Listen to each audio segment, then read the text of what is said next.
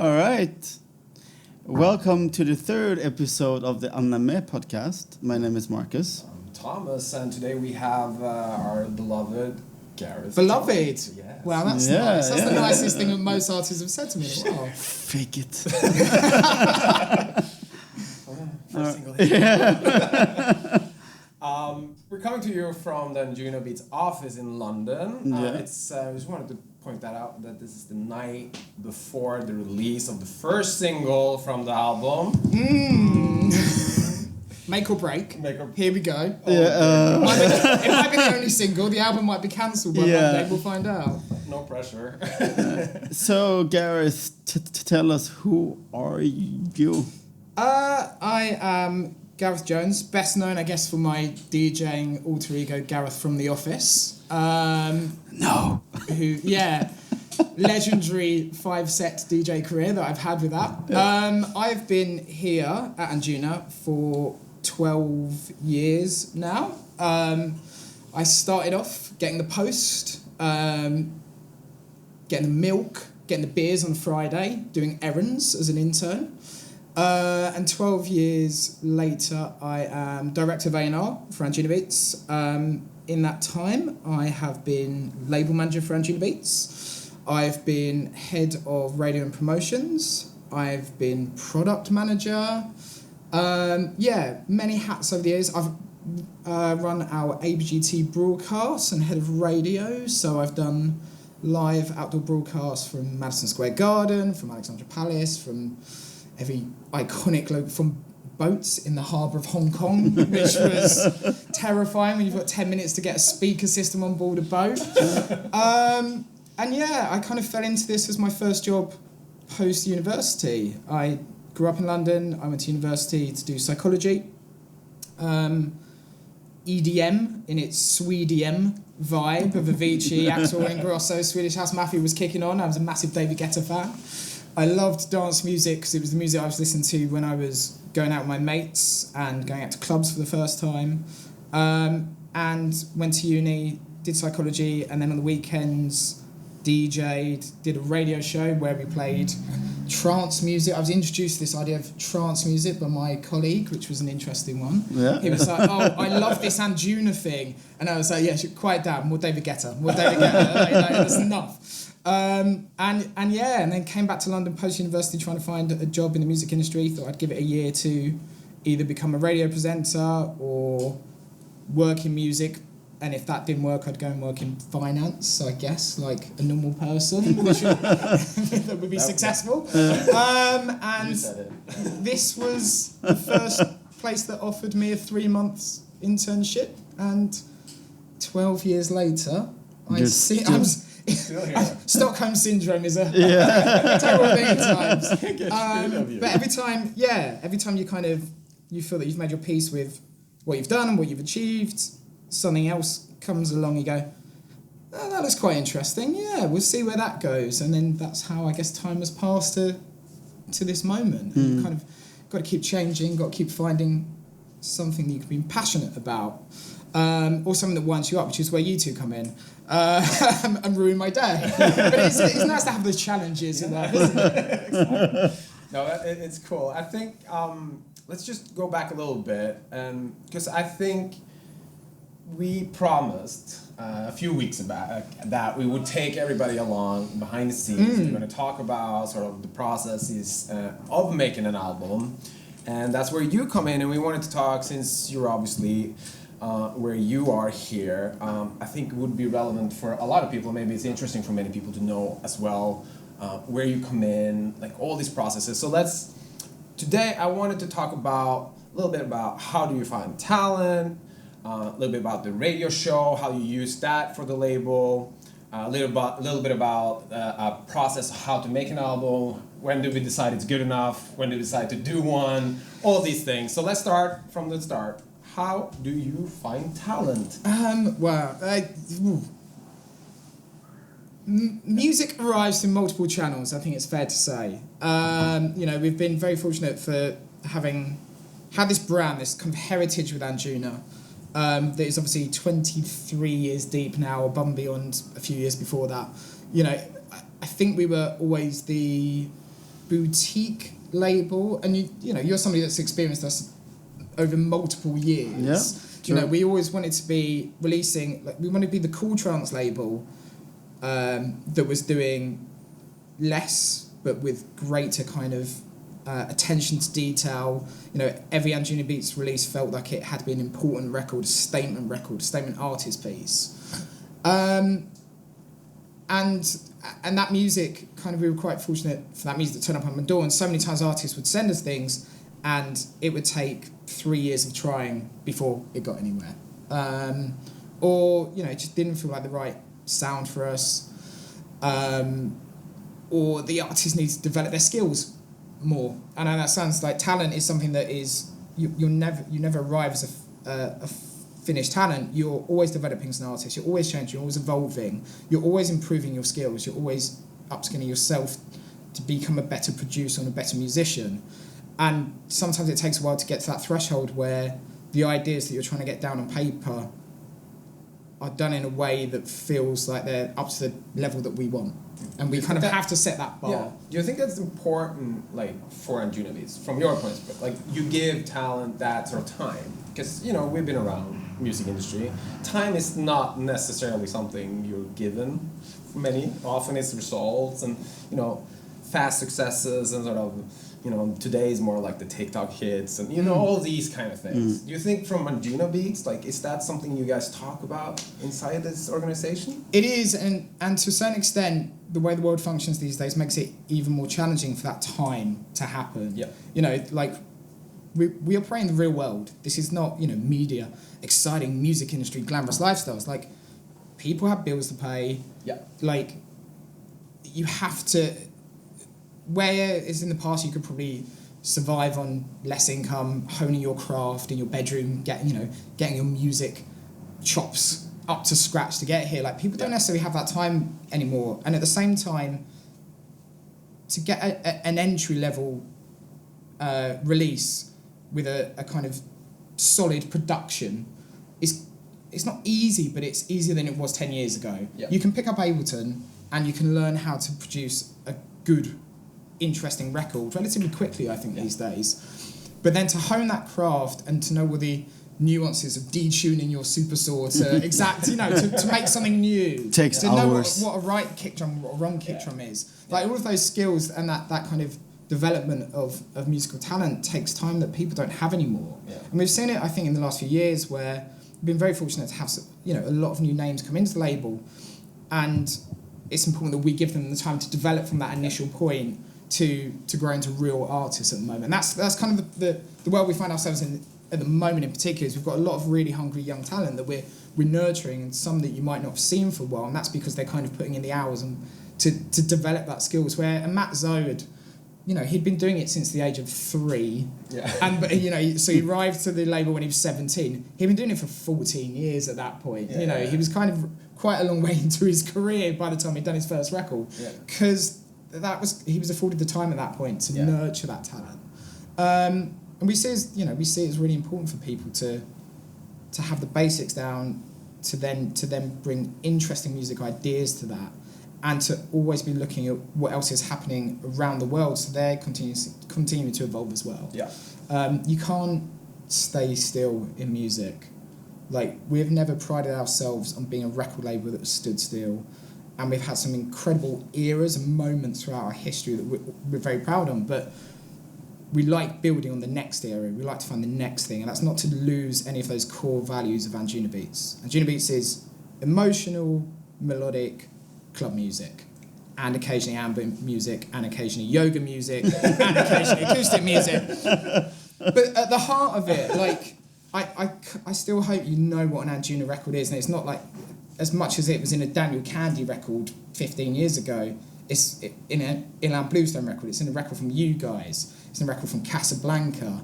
It's in every Above Beyond record. You kind of know that distinct sonic identity, and that's always what we're looking for new artists. How we find them? Radio show. ABGT has been a massive A&R help over the years. Yeah. If you get a record on ABGT, we're going to drop you a line. Yeah. We're going to come knocking at your door hey, who are you? This is great. Have you got any more of this sort of thing? That's how Nori came into our orbit. You know, before we even realise who or what a Nori is, we hear a record by Nori. I look on Facebook, I find an email address. I don't know who or what I'm emailing. I'm just sent, hey, I heard this record. It's like your third tune. This is great. Like, what else is there? Do you have anything more? Where are you from? What's your background? Who are you? And that kind of developed into this weird story of an MIT doctor who is writing, inspired by trance music, writing the most interesting and intimate productions that is also working from MIT doing climate change science. You're like, cool, wow, you've got quite a background to you. But, you know, that doesn't happen if we don't hear that record on ABGT and then we go knocking. How important, I wanted to ask you this, how important is, because we talk about product, you get a cool song on ABGT, you hear it on a radio show, this is cool. How much is like the identity of the artist, who they are, where they come from, like all the history, how much is that sort of relevant to the process of actually signing it? Or is it just enough to have a good record, like from your perspective? It is, I think it's good enough to have a good idea, to have something up for grabs that is interesting. We've never shied away from working with artists, whatever their history or what they've done before. And some of the most interesting records that I think we've done have been from people that you wouldn't expect. Blau Tokyo, you know, and I love how much that record wound people up when we put up the Instagram story, because it's like, Anjunabeats, oh God, but I hope people trusted it, and they're like, we're not going to sign a record that is like too EDM or too, you know, commercial. Yes, Tokyo's I love Tokyo to bits. It's a fantastic record. It's an Anjuna record. Like, it's a great song. It's a great piece of melodic music. It's, you know, in the same lane as like Jason Ross's stuff has come through. And, you know, we're not going to go, oh, so you've got a 3 in your name versus a B, which feels like a kind of, you know, a US kind of EDM-y sort of gimmick thing. Like, we were like, no, this is great. Like, if anything, how can we play off that to get the biggest reaction when you don't expect something like that coming through?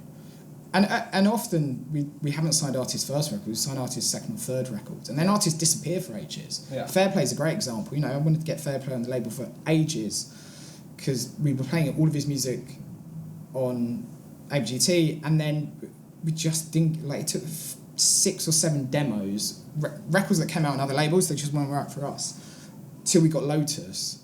And then we got Lotus, and we didn't do another Fairplay record for about 3 years because his sound had gone in a slightly different direction. It wasn't what we were looking for, sort of thing. And then he came back to us again. We did another series. So we still want records that are right for Anjuna. And if the artist has other ideas, that it doesn't make them bad ideas. It just doesn't always make us the home for those records.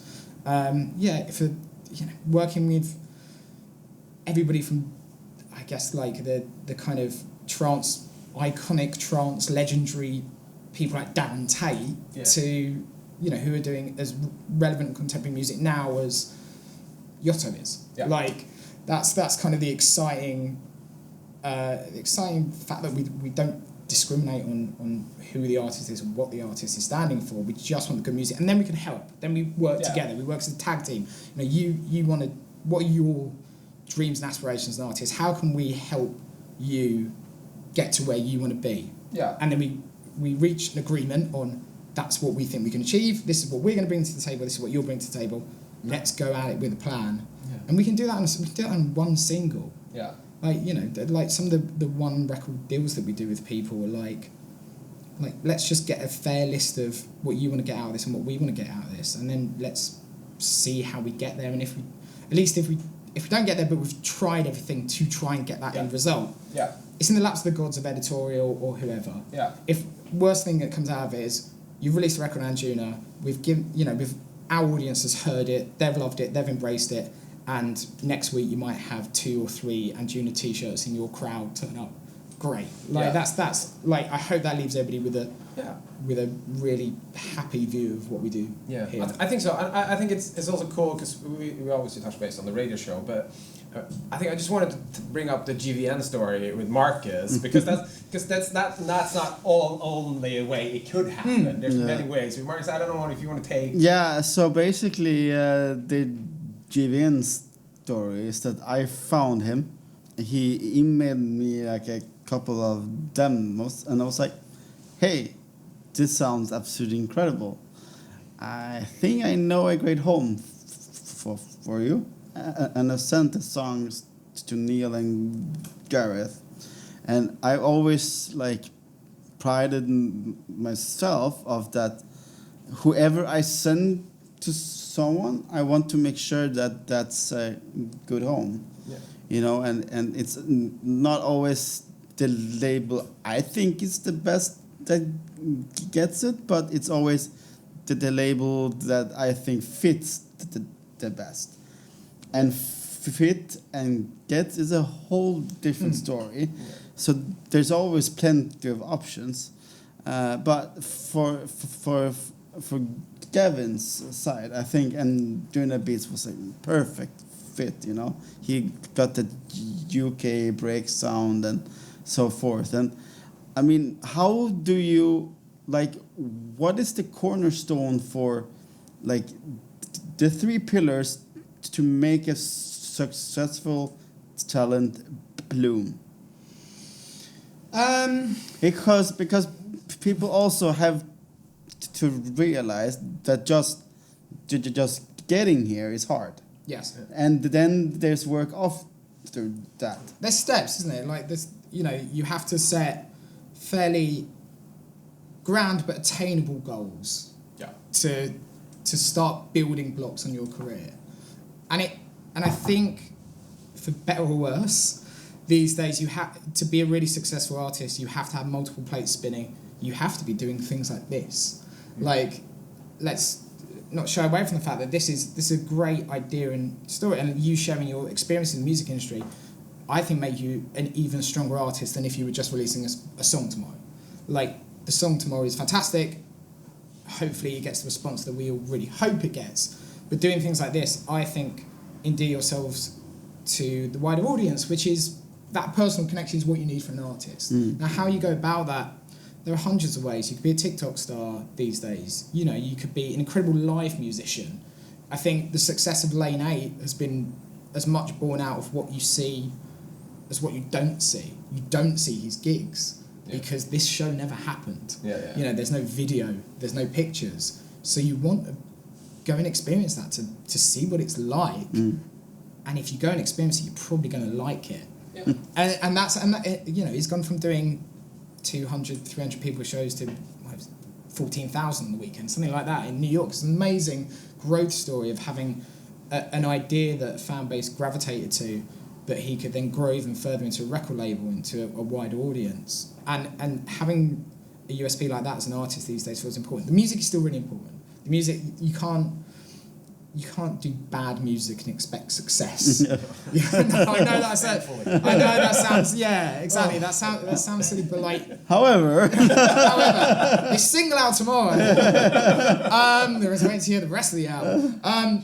So you do have to have that as a core, but I do think more so than ever you have to at least be open to the idea of how you can grow your fan base outside of those. Some of those things are quite easy. You know, Discord, where you can have a direct communication with your audience, or a fan community page on Facebook. You know, community pages like the Anjuna family have been really strong. The Afterlife one is really strong for promoting the Afterlife community.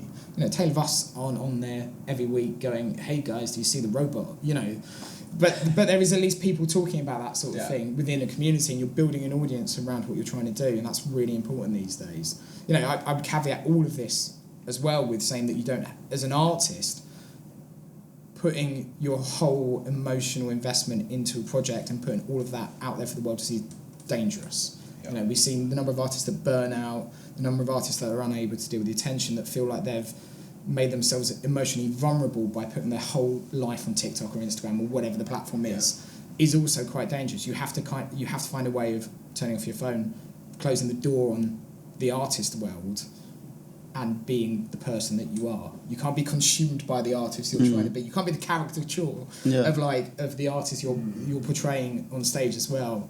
That's an incredibly difficult balancing act, I think, for musicians at the moment. Do you think the label has any responsibility to shield their talents in this place? They do. They really do. And I think overextension of an artist. You see it a lot. Yep. Asking artists to do things that they're not comfortable with. I hope we don't do that. I hope we have an honest conversation about what, this is why it comes back to goals and ideas. Like, you have an honest conversation about what we're trying to achieve and what the terms that we're trying to achieve that. Some of the ideas that we've had. Oh, the aircon unit's open. Good. Lovely. Yeah. Some of the ideas that we've had have been. It's raining down here, but we're tears live. Tears from the sky. We're live, yeah. Just like the tears we put in Bermondsey Bender. Yeah. That's a different story. Yeah, that is. Episode 4. Yeah. But I hope we've never done that task. But it's also, you can clearly see how an artist could be swept up in the amount of opportunity out there at the moment. Yeah. Touring is something that is challenging, as exciting as it is. It's like putting yourself on the road is a lot. People have families, people have responsibilities, and sometimes you would feel the pressure to go out there and tour and to be that character, that persona every night, to project yourself in that vein. That's difficult, and a label has a responsibility to make sure that an artist is not falling into those traps, is not, losing themselves within the process as well. I think it's sometimes a little bit about saving an artist from themselves too. Yeah. Because I can very much feel that, because you feel, you get a big opportunity. You have this great label who invest money, time, resources, giving you all these opportunities, and you feel the obligation to sort of do a lot of things. So it's good to have. Oh shit! It's actually dripping. No, it does that a lot. Yeah. Interesting. Yeah. I mean, the flow state story, Parvo. Yeah. And he's been incredibly public, and that narrative was true. That's an artist that is coming off a 340-day world tour for Common Ground or something like ludicrous, which is not forced upon them. They wanted to do that, but it's taxing. You've just had the number 3 album in the US charts. Exactly. Yeah. Like, wow. Like the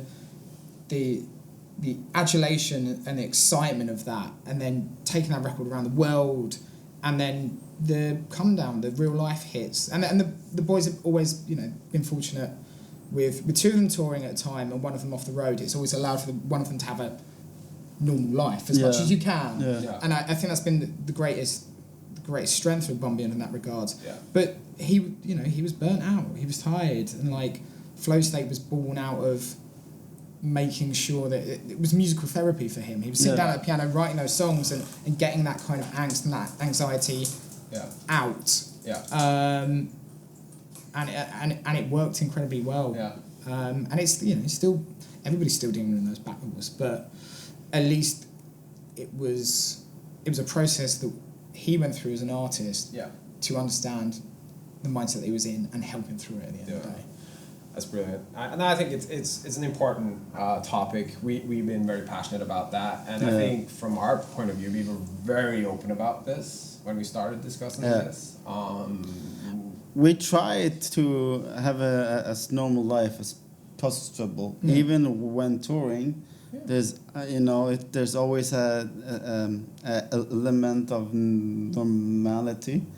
We don't like flying in late. We like to arrive a day early. We like to see where we are, meet friends if they are in town, go out for dinner. Just try to have like a cohesive red line of normality. And for example, like if someone has kids or something around us, it's okay to say like, hey, I take this week off.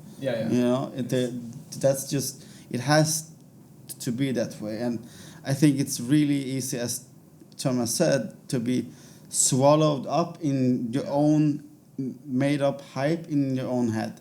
Because when success hits you, you think you're on top of the world, I will get everything. But next week is someone else. And I think the hardest thing is to find a pace where you can maintain it. Because you can be running as fast as you can for 100 meters. But this thing here is a marathon, and as an artist, it can be incredibly frustrating to like slow down because you're feeling like let's go energy, and you know the label and the agency and managers probably see this and have experience of this situation, but you as an artist don't. And when you come out of that thing after a couple of years and see like, what was I thinking? It was crazy. These emails I sent, they're crazy. What did I demand? Why do I need 4 bottles of champagne? And why was I upset about this? You know, what's the craziest demand you ever made? 4 champagnes. There's a story of me. I had a writer. There's this early in my career. We're talking 2014, 15, 16, around that time. And I had a writer, and the writer was kind of a joke, where it was like homemade chicken wings, 362 blue M&Ms, and I show up to a show in LA. It's my first time playing in LA. And you arrive at the club, and the host goes like, yeah, your chicken is here. And I'm just about to DJ. And she comes with this plate of chicken up on stage to me.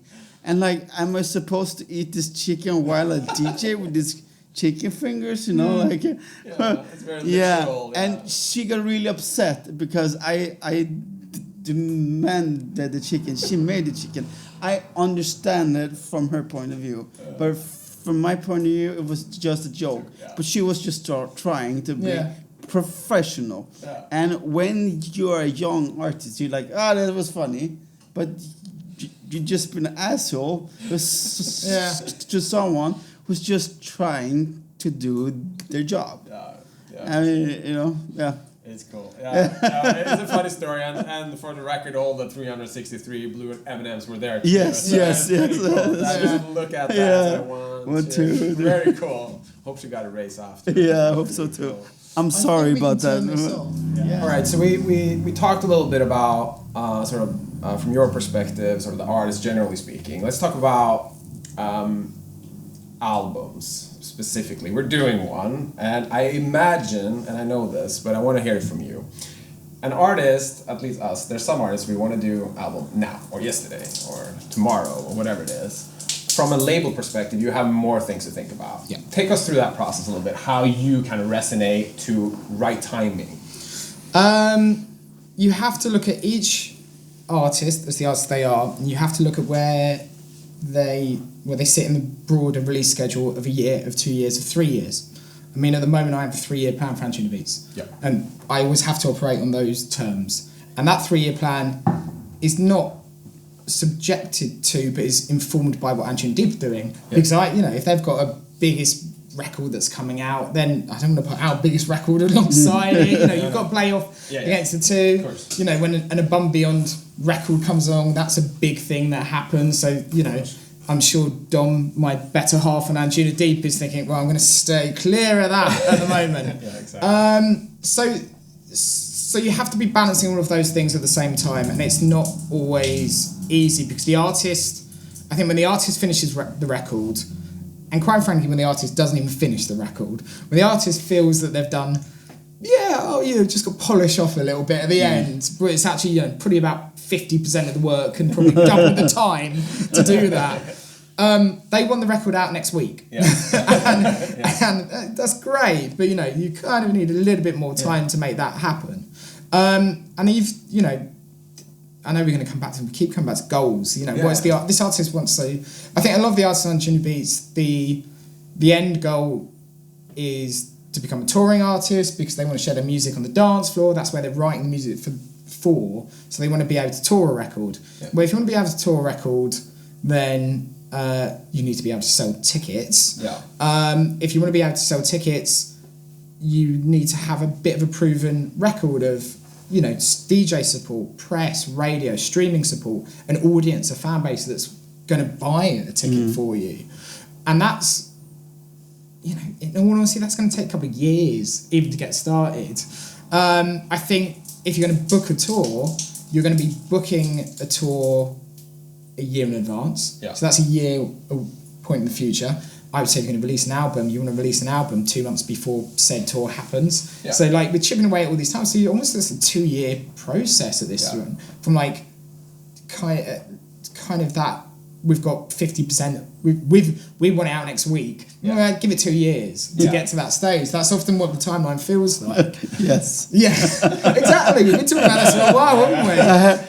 Yeah. I disagree. Yeah, I totally agree. Yeah. And also, I know it sounds silly, is there an audience for this artist to do an album yet? You know, we're very privileged, we're very fortunate to have a fan base and a following for the record labels that, whether they love it or they hate it, influencer, they are going to... Thanks, they're coming around.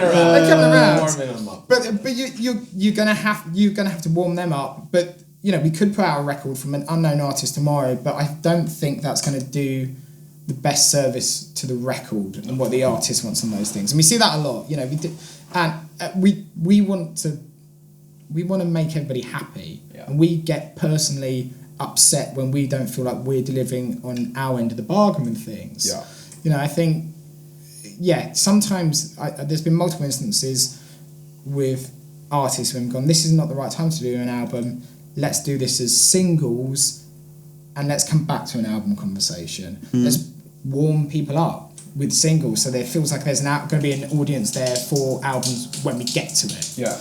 I think, you know, somebody like Marsh, he did an album at the perfect time for Marsh doing an album.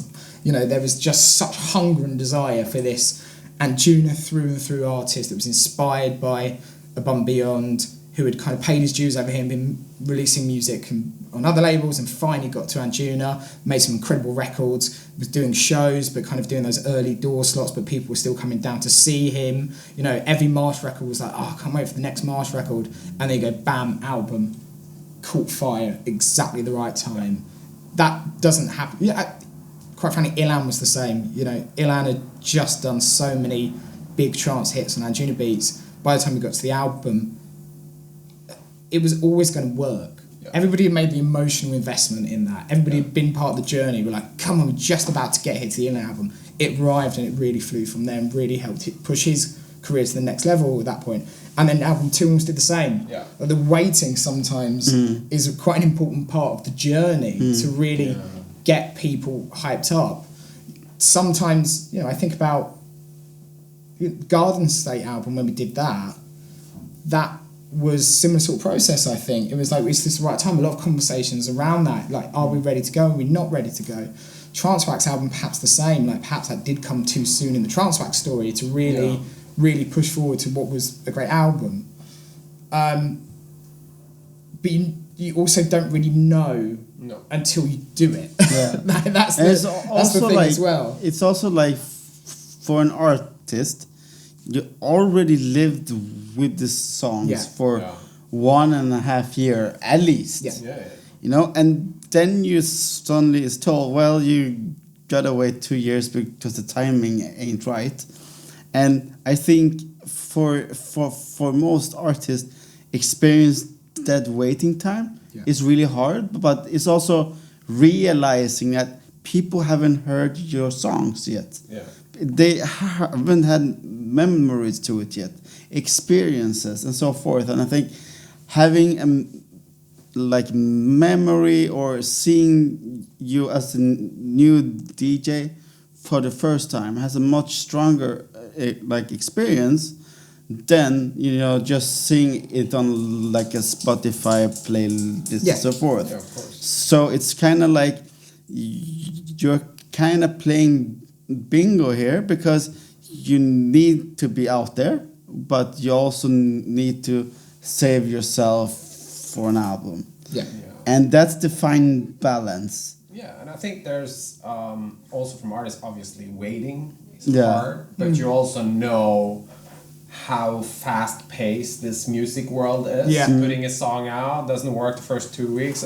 maybe Yeah. not so the song you waited now 3 years to get out. 2 weeks, 3 weeks, a month. It's kind of like that in the water a little bit. It's not, but a little bit. Yeah. It's just like that constant flow that comes out. It's really, really difficult. Yeah, we don't want to leave any artists uninspired by taking No. too long as Yeah. well. Like, No. we appreciate all of that side of the conversation Yeah. as well. Even just on a, on just a fundamental supply chain process, we have an internal protocol system where we wouldn't really start working on, or the kind of deadline for working on an album is 7 months before the first single, of which you want 70% of the album there and nailed. That's kind of like, that's to put it in a time frame. Yeah. And what that allows us is getting that final 30% over the line, which is the hardest 30% of the process. But that means that we can get the touring side of things in play, and we know what we're doing there before we get to the album now. Press shots, have we done everything to warm up an audience and a fan base for the record? We've got a promotions division of 7 or 8 people whose sole responsibility will be to look through or listen through the album and work out the potential targets for all of those records on an album. Radio has to come in. You have to get on any external partners. Oh no, we haven't got a Norwegian radio plugger. Let's go through our black book and make sure we've got somebody over there to sort that record. How much does that cost? Oh, it costs this much. Is it worth the investment? Like those conversations, those processes, they take a while. Yeah. Have we got all the masters? Have we got all the artwork? Is the vinyl in production? Well, if that's not done 4 months before the album comes out, your album ain't coming out on vinyl the same day as your digital album coming out. So then it's, do you put back the digital? Yeah. Well, we've already set this time, and everybody feels this process has almost gone on too long anyway. So we don't want to move that. But then we're missing a massive opportunity to sell some records, quite frankly, if they're not going to arrive. And you also need to keep not only the artists, but the fans, staff. There's a lot of people, moving parts. All of them need to be engaged, excited about something, At the same time. At the same time, and in 7 months, when it really matters. But you have to sustain it. It's difficult. I can see that. We're a team of 80 people. 80 people. Imagine that. We're not a small record label, and that's across multiple things. That's events, publishing, of course, touring, multiple labels, label services. But some records, you'll find that of the 80 people, 50 of them will have touched the process at some point. The accounts team will have had to do the accounts. The design team has done the design. There's a lot of people in that process, and time is the thing that actually is needed to make that process really successful and to get the best out of everybody as well. Yeah. I mean, for artists, I would say a healthy perspective is signing the record is 1/3 of your journey. The second part of the journey starts when you sign the record and getting everyone around the record hyped about it. One thing is to have a great record. The second part is to get everyone hyped about it.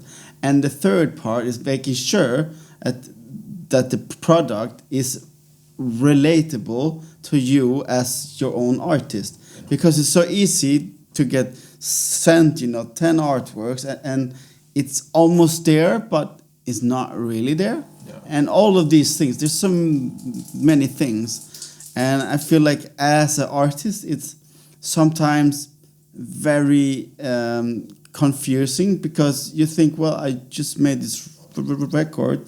It's huge. Why isn't it happening? Well, just because all of these wheels, they aren't spinning at the same time. Yeah. And also, I think you gotta realize, I think you touched base on it, where are you as a career, in your career? Because it's different from the first album to the second album and to the third album, and necessarily some of these maybe overlap a little bit. You could go faster on the second album or third album if you want to, because it's some of these things have already been established. I think that's important to recognize. For sure.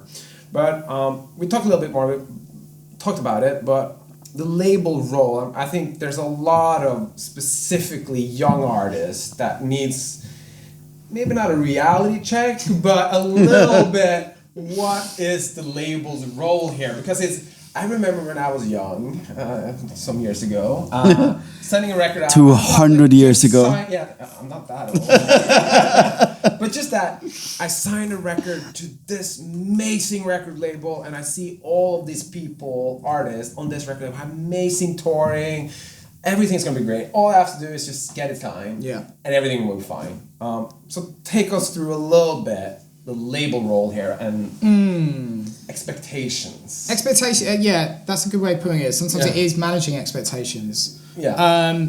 I don't. Expertise is perhaps something that is undervalued at times from the artist side, and I guess maybe the audience side as well. And I hope we bring that to, hey, I'm still, imposter syndrome, I'm still guessing what I'm doing anyway. But there is, I hope we provide an expertise and understanding of what we can do. Yeah. I really, I don't want to promise the world to anybody that I don't believe in that time in my career. It was in my 20s. And I don't think any of us want to particularly do that, but we do want to give an honest opinion on what we could do for you to help you progress as an artist.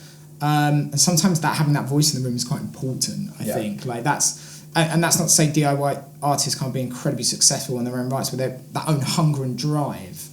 But, when we're talking about responsibility in healthcare and stuff, sometimes that's what we're doing, more so than marketing an artist. Yeah. There are many different ways of skinning a cat and having that team structure around you. Yeah. I think on Anjunabeats, a lot of artists don't have management, actually.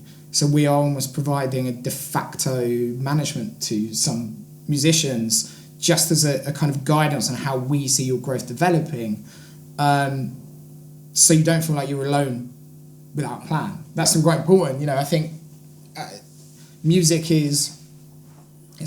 we don't like to say music's the product, but it's an element of marketing an artist, and we can provide you with a timeline for your music to come out. But within that timeline, we will provide you a growth strategy of how you will become the artist that we see you being. Yeah. And so much at the moment, and this is probably something that has changed in the last 3 or 4 years, is about almost filling the gaps between the music. Yeah. We know what the route to market for the music is. We know what we can have ambitions to achieve with that at times. But so much of the work is actually making sure the other things that are happening in between feel important, feel that they're relevant to the audience that you're trying to attract, being a sounding board for ideas, creative ideas that you guys might have that you might want to accomplish, us bringing hopefully some expertise in making those things happen, or a budget to make those things happen as well, because we are here for that as well. That's what a record label is kind of here for, an investment in an artist to help them achieve their dreams. And there are multiple different formats now for releasing music. You can do DIY approach where you release it on your own label and just get it distributed via another company, but then you're kind of independent, standing on your own 2 feet to do that, and they'll take 20% off the top or something like that sort of thing. Or there's obviously a lot of 50-50 deals that artists and record labels do, but then you're splitting costs quite dramatically on everything, on artwork, on mastering, and that sort of thing. And then often the distribution is on top of that. So it's not a 50-50 deal, it's a 40-40 and 20% to whoever they've got as the distributing partner at that point. So hopefully what we bring to the table at Anjuna with those 80 people as well is that a big team of people that will mean we're not costing you anything. You don't have to pay for radio plugging here. We have pluggers, we have streaming liaisons, we have contacts, we're not going to ever promise touring opportunities, but if we like your music and we see you as a potential touring artist, we're going to try and plug you into some of those shows, because that helps us. That helps grow you guys in front of our audience. That's the kind of community exchange that happens. The best way of you showcasing your art is not on a Spotify playlist. It is performing at the Gorge or performing in that 300 people nightclub that you did as the after party at Primwork sort of thing. That's the best way we can actually showcase you. And hopefully with us, with the power of Anjuna's audience, is there is that built-in audience for the artists. Whereas if you're doing it yourself, you're starting from scratch. You're going to have to find that traction somewhere, and it's incredibly difficult to find that on your own 2 feet at the moment. Unless you're going to spark on TikTok, you know, you're going to like become viral in that way. Like, unless you're going to put your own money to investing in your own performance on tour. But that's also a quite like a quite skewed perspective from artists, is that they just need one hit. When that happens, it also gonna happen so incredibly fast. Yeah. And if that happens, you only have half a year to build a proper team. Even that. Yeah, like it goes so fast. And when you see guys like Martin Garrix, before he even had the hit with Animals, he had a team. Yeah. An incredibly big team. We're talking one of the biggest dance music labels. And had management and so forth already ready. They kind of knew that this guy was gonna pop at some point. Yeah. And then came Animals. Boom. And I think there's this distorted reality out there, thinking that, well, if I just do it on TikTok and it blows up, everything will be super. Private jets. And there's so much more to it. And I think a good way of explaining it is that a label is a shield for you. Yeah. And label, I know that many artists sometimes feel that the label almost works against them. Yeah. And that's, I think, it's a communication issue, because the artist doesn't understand what the label is doing, and the label isn't understanding where the artist is in their head. And I always felt that most of the issues that have appeared in my career could simply be solved with a call. And saying, hey man, I don't understand this or something. But in these days where everything is based on emails and stuff, it's so easy to not have those extra 10 questions and so forth.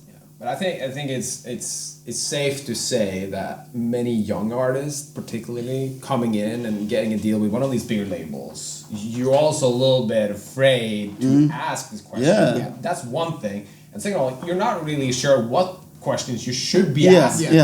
And that's like a huge responsibility, I think, from label side to are you really understanding this? Are we on the same page? And that, I think somebody has to be the grown up here, at some point, because it's not necessarily about exploiting talent, it's about building talent together, and that brings value for all parties. Labels are seen as the bad guys and girls in so much of a creative space, and don't get me wrong, they are sometimes. But like at least I guess with our little kind of weird bespoke family business that has grown into a big independent, we've got to strive to be better than that. If things aren't working, it's a conversation as well. Like sometimes you have to have an honest, frank conversation about where's your music going, what's happening, and that we've done that with multiple artists as well. It's also and they are not the right home for, we're not the right home for them anymore, and they're not the right home for us. And I also think it's really hard when it doesn't goes the way you want it as an artist to blame everyone else around you. And the first ones to blame is the label, because it didn't go as well as I expected. I mean, a label can only do so much promotion and marketing. If a record sticks or not, that's up to the stars out there. And the best example is like the best part. It took us 7 months, and we were like, oh it went down, and suddenly one day it goes viral. Nobody had a plan for that. It just happens. And sometimes I feel like we are trying to plan success, and then it happens in a completely different way. But we forget what kind of base is built that success in order to happen. We forget the basement that the house is built on. Yeah, I think that's beautifully said, and I completely agree. As I think as you said, there's only so much we can do, but there's having that plan of execution, because to put Best Part as an example, we would never gone viral either after 7 months haven't we done what we did is in preparation. Exactly. It only took 7 months to find the right niche or the right place and the right thing to light on fire. Yeah. And that's because that wouldn't necessarily just happen. It was a learning process for all of us. We'd never had a viral hit in this building, and we had 2 within the space of 2 weeks. And it's kind of, look Panic in the what house. are you guys doing with yours? Oh, should we do that? Or not sure about that one. Who are you using over there? Oh, not sure about that. Have you got Gordon Ramsay doing? Oh God, they've got Gordon Ramsay. Who have we got doing? Or Made in Chelsea people doing it. Okay, we're catching up. And and when those things happen for a record label, like, God, that's exciting. Yeah. Like, I've been fortunate to work on like some amazing record, like when A&B's thing was number 3, or Matt's own Paul Robinson Easy, like, you should see the energy in a room that happens when those moments spark. Yeah. Like, you've got people, it's like a trading floor, people shouting across the desk, have you done this, have you done this? And I think what we did and what we cobbled together in Slack messages and Zoom calls and stuff was a plan of attack that worked pretty well. And that plan of attack is the same plan of attack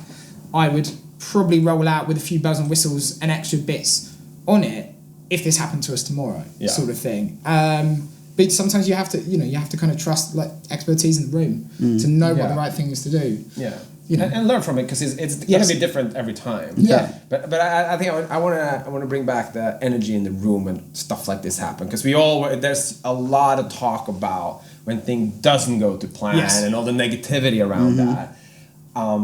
When it goes well, that energy, it's almost like you live off that. Yes. For years. I remember when we were in Amsterdam doing Gasouder, and we had everyone on the team was there, sitting around on this little bar thing before the show, and people were reading stats, and they were like, oh, it did this now, and this that now, it's 300. It was just like such a cool energy to be around, because everybody was so excited. Yeah. Regardless of their position in the hierarchy, so to speak. Or how much they'd even engaged or worked on that record, because we are such a broad team. And it's something that I hope we pride ourselves on is that internal communication within the company, as this company continues to grow from, when I joined there was 12 of us. And now, so to make sure that there's a company meeting on a Monday where a product manager is talking about their product that's out that week, that's the big Anjunabeats release. Somebody on Anjunabeats would do that. I'll chime in with here's an artist that we've signed this week that feels really special. Publishing will come in, and like at least there's touch points then across things happening. And then when things really fly, that energy galvanizes everybody else. And you have to, because otherwise, like, why are you in the room? Why are you working in music? Why aren't you excited? Because there are like say people that like. There are people in accounts, people in design. There are different industries within this building. But the ones that are, I guess, not particularly music silo-centric, so not artist-facing, not audience-facing. Accounts being a really great example of this. Like, if you're not interested in music, there's probably some accounts elsewhere where you could probably get paid a lot more money to do the same sort of job. So, like, at least work in this interesting, exciting space and be excited by the things that are happening.